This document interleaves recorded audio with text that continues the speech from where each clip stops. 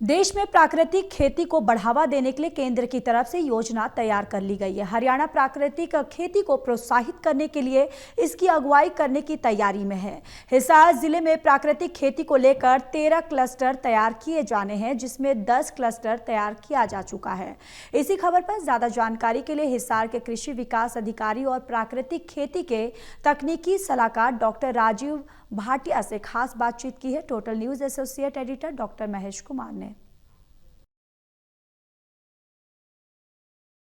पूरे देश में प्राकृतिक खेती को बढ़ावा देने के लिए केंद्र सरकार की तरफ से योजना तैयार कर ली गई है। हरियाणा प्रदेश में भी प्राकृतिक खेती को लेकर अब किसानों को प्रोत्साहित करने की तैयारी की जा रही है। इसके लिए खास क्लस्टर्स भी सरकार की तरफ से घोषित किए जा चुके हैं। जिक्र हिसार जिले का किया जाए तो यहाँ पर भी 13 क्लस्टर बनाए जाने हैं। प्राकृतिक खेती को लेकर जमीन आरक्षित कर दी जाएगी, जहां पर सिर्फ प्राकृतिक खेती से ही किसान अपनी पैदावार तैयार कर पाएंगे। और इसी पर ज़्यादा जानकारी के लिए कृषि विकास अधिकारी इस वक्त हमारे साथ बने हुए हैं, राजीव भाटिया जी, जो साफ तौर से बात कह रहे हैं कि प्राकृतिक खेती का भविष्य हो सकती है। मुझे बताइए कि प्राकृतिक खेती का जिक्र किया गया था और केंद्र सरकार ने इस योजना को देश भर में लागू भी किया। हरियाणा में किस तरीके से योजना को आगे बढ़ाया जा रहा है? और हिसार जिले की बात की जाए तो 13 क्लस्टर्स आप लोग बनाने की तैयारी कर चुके हैं। भारत सरकार द्वारा प्राकृतिक खेती को बढ़ावा देने के लिए national mission on natural farming की योजना बनाई गई है, जिसके तहत हरियाणा राज्य को 150 क्लस्टर तैयार करने हैं, जिसमें 50-50 हेक्टेयर किसानों को प्राकृतिक खेती के लिए प्रोत्साहित करके उनको क्लस्टर में जोड़ना है। इसी के तहत 13 प्राकृतिक खेती के जो क्लस्टर हैं उसका जो टारगेट है वो हिसार ज़िले को मिला है। हम लोग इस कार्य को तेज़ी से कर रहे हैं।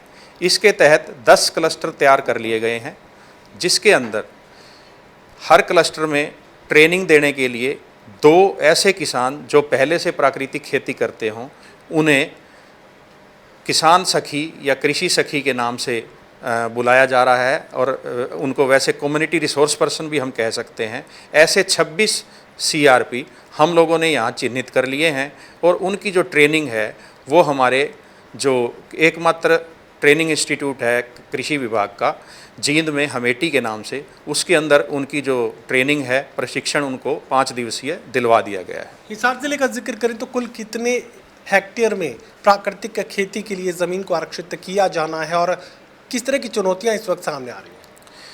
क्लस्टर के लिए 620 के करीब हेक्टेयर का जो हमें लक्ष्य मिला है क्लस्टर के तहत। इसके अलावा हरियाणा सरकार ने अलग से 6000 एकड़ कृषि भूमि को हिसार ज़िले में प्राकृतिक खेती में परिवर्तित करने के लिए भी जो टारगेट दिया गया है, जिसका टारगेट हमने 4000 एकड़ हिसार सब डिवीज़न उपमंडल को और हांसी उपमंडल को 2000 एकड़ का टारगेट दिया हुआ है। तो अभी ये मानकर चलें कि प्राकृतिक खेती की जो पैदावार है आने वाले दिनों में उसकी खरीद को लेकर भी कोई खास तैयारी आप लोग करेंगे? सरकार की तरफ से भी घोषणा की गई कि प्राकृतिक खेती की पैदावार जो है सरकार खुद खरीदेगी। जी, जून माह 5 तारीख को मुख्यमंत्री श्री नायब सैनी जी ने एक प्राकृतिक खेती के ऊपर जो राज्य स्तरीय प्रशिक्षण शिविर था, जिसमें आचार्य देवव्रत जी मुख्य वक्ता या ट्रेनर भी आप कह सकते हैं, प्रशिक्षक के रूप में आए थे, जो IG ऑडिटोरियम हिसार में किया गया था।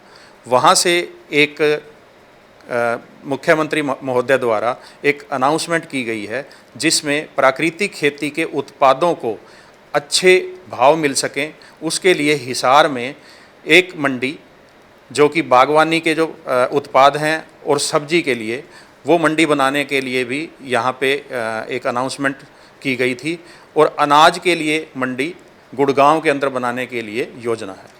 चलिए, साफ तौर से बात कही जा सकती है कि खेती के पूरे प्रारूप को बदलने की तैयारी अब की जा रही है। कीटनाशकों से मुक्ति, इसके अलावा पेस्टिसाइड्स, केमिकल पेस्टिसाइड से मुक्ति भी अब खेती में देखने को मिल सकती है। आने वाले दिनों में प्राकृतिक खेती को प्रोत्साहन न सिर्फ केंद्र की सरकार की तरफ से दिया जा रहा है, बल्कि हरियाणा सरकार भी प्राकृतिक खेती को प्रोत्साहित करने के लिए हर संभव प्रयास कर रही है। सहयोगी कमल के साथ doctor Mahesh Kumar, total news Hisar.